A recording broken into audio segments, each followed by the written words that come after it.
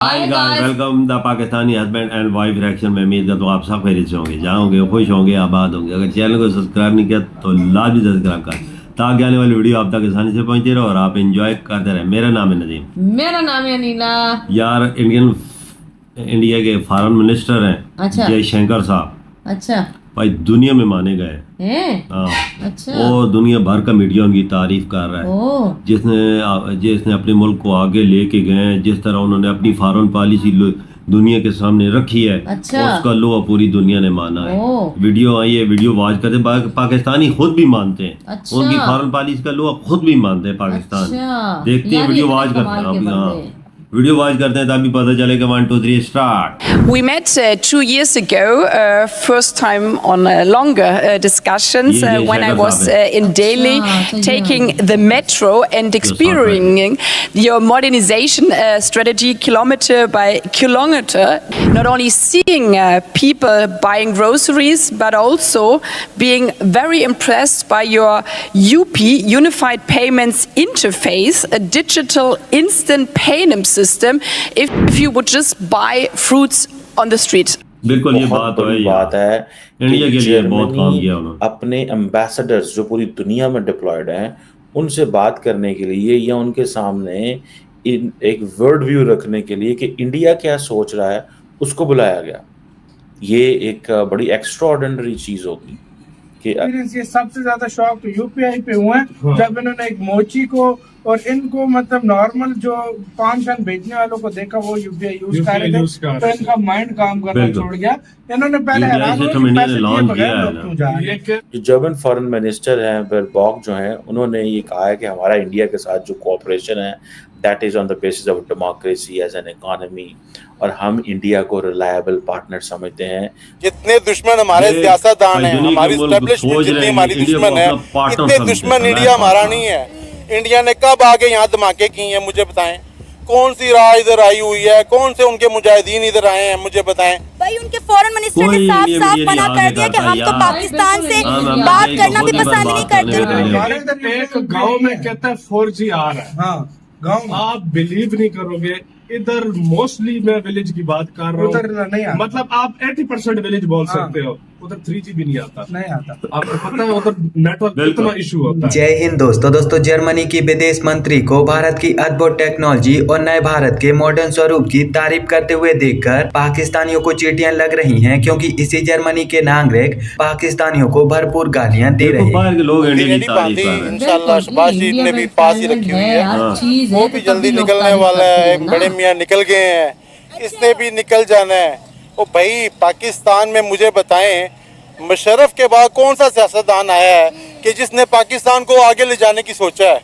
सही बात। सरदारी पर्ची के ऊपर आ गया था, हमदर्दी का वोट लेके आ गया था। नवाज शरीफ रो के आ गया है, मुझे क्यों निकाला, वो रो के आ गया है, जब हमारी आवाम ही है। दरअसल भारत के विदेश मंत्री सुब्रमण्यम जयशंकर इस वक्त जर्मनी के शहर बर्लिन में आयोजित एनुअल एम्बेसडर कॉन्फ्रेंस सम्मेलन का हिस्सा बनने के लिए गए हुए हैं, और जर्मनी की तरफ से डॉक्टर एस जयशंकर साहब को मुख्य अतिथि के तौर पर आमंत्रित किया गया है। इस सम्मेलन के दौरान डॉक्टर एस जयशंकर साहब की मुलाकात जर्मनी के विभिन्न देशों के राजदूत से हुई है। साथ ही साथ जर्मन विदेश मंत्री और भारतीय विदेश मंत्री के बीच में कई महत्वपूर्ण विषयों पर वार्तालाप हुई है। इस कॉन्फ्रेंस के दौरान जब जर्मनी के विदेश मंत्री और भारत के विदेश मंत्री के बीच में कुछ महत्वपूर्ण वार्तालाप हो रही थी, तो तभी जर्मनी की विदेश मंत्री ने भारत के मॉडर्नाइजेशन और भारत के डिजिटलाइजेशन की बहुत ही ज्यादा तारीफ की। उन्होंने कहा कि मुझे याद है कि मैं आज से तकरीबन 2 वर्ष पहले दिल्ली भारत आई हुई थी, और तब मैंने दिल्ली मेट्रो में भी सफर किया था, और दिल्ली मेट्रो का वह सफर मुझे आज भी याद है, क्योंकि उस सफर में मैंने बहुत ही ज्यादा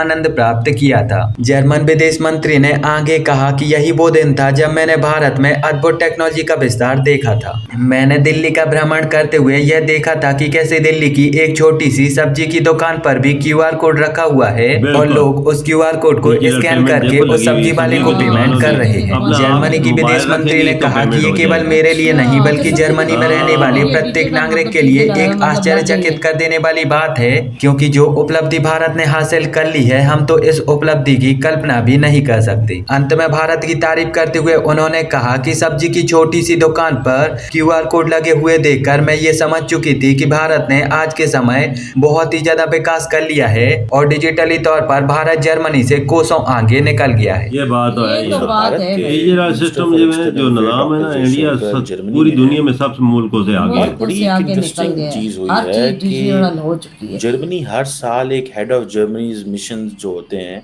उनको बर्लिन बुलाता है और उनको बताता है कि जो फॉरेन पॉलिसी फ्रेमवर्क क्या हैं, और उस कॉन्फ्रेंस में जो जर्मन एम्बेसडर्स होते हैं या कॉन्सुलेट्स में लोग होते हैं या जर्मनी के लोग जो इंटरनेशनल ऑर्गेनाइजेशंस में होते हैं, उनको 3-4 दिन रखा जाता है जर्मनी के अंदर ताकि उनको बताया जाए कि जर्मनी अब क्या सोच रहा है। उसमें इंडिया के जो मिनिस्टर फॉर एक्सटर्नल अफेयर हैं उनको एज ए गेस्ट बुलाया गया। ये बहुत बड़ी बात है कि बिल्कुल जी, जर्मनी इसमें कोई शक की बात अपने नहीं है। एम्बेसडर तौर जो पे पूरी दुनिया में बुलाना, डिप्लॉयड वो भी हैं, उनसे इंडिया बात के करने के फॉरेन लिए या मिनिस्टर को, उनके जयशंकर साहब सामने एक वर्ल्ड व्यू रखने के लिए कि इंडिया क्या सोच रहा है उसको बुलाया गया। ये एक बड़ी एक्स्ट्रा ऑर्डिनरी चीज़ होगी कि ठीक है मुल्क समिट करते हैं, पाकिस्तान में भी ये समिट होती है, मुझे पता है। जो इम्पोर्टेंट कैपिटल्स में लोग होते हैं उनको बुलाया जाता है और बताया जाता है कि हुकूमत क्या सोच रही है, क्या करना है, किस तरह की चीज़ें हैं। इंडिया के अंदर भी होती है, पूरी दुनिया के अंदर ये एक चीज़ चलती है। लेकिन किसी दूसरे मुल्क के फॉरेन मिनिस्टर को बुलाना और कहना कि हमारे सफ़ीरों से बात करो, ये थोड़ी सी मेरे लिए एक जिसे कहते हैं ना अचंभे की बात है। ये बात है। बहरहाल जारी बात है, अब जर्मनी की जो फॉरेन मिनिस्टर है उन्होंने बड़ी खुल खला के बातें की हैं और डॉक्टर जयशंकर ने भी बहुत खुल के बोले हैं।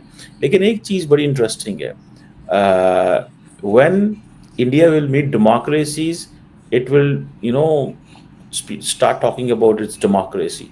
When India will meet autocrats in Middle East, it will start talking about people, prosperity, growth और इस तरह के अल्फाज जो बोले जाते हैं, बिकॉज उनको लेक्चरिंग पसंद नहीं है। जैसे इंडिया कहता है जी ठीक है आपके पास जो भी है हम आपको इंटरफेयर करने को तैयार नहीं है, लेकिन जिधर हम जमहूरियत वालों के पास जाएंगे, डेमोक्रेसी वालों के पास जाएंगे, वहाँ हम डेमोक्रेसी की बात करेंगे।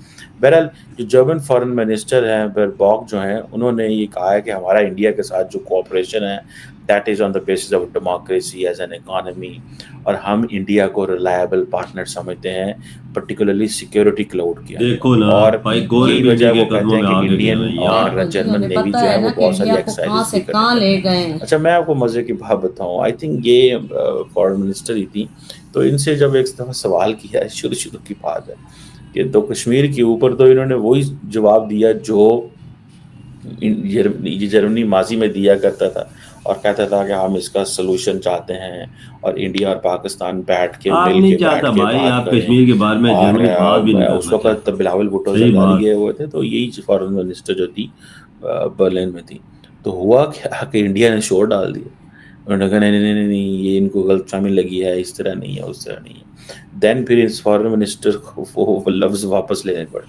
बहरहाल ये एक इंटरेस्टिंग चीज़ है, इंडिया ने अब जितने भी बड़ी ताकतें हैं दुनिया के अंदर उनको इकट्ठा कर लिया और कह दिया है कि पाइन तुसा वही बोलना जो तुहानू असां कहना, तो आपने कुछ और नहीं बोलना, ठीक है।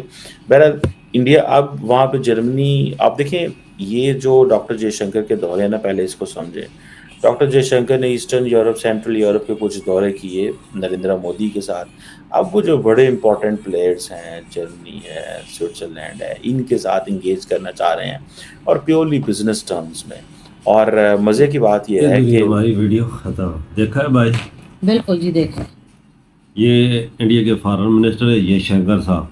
अच्छा भाई जो इनकी फॉरेन पॉलिसी है ना, अच्छा। बहुत ज़बरदस्त है। अच्छा इन्होंने अपने देश को आगे फॉरेन पॉलिसी में ऐसा ले गए हैं ना, जैसे मोदी साहब ले गए हैं ना। अच्छा भाई सब समझ लो कि ये दूसरे मोदी साहब है, ओ ऐसी अच्छा। पॉलिसी इनकी है।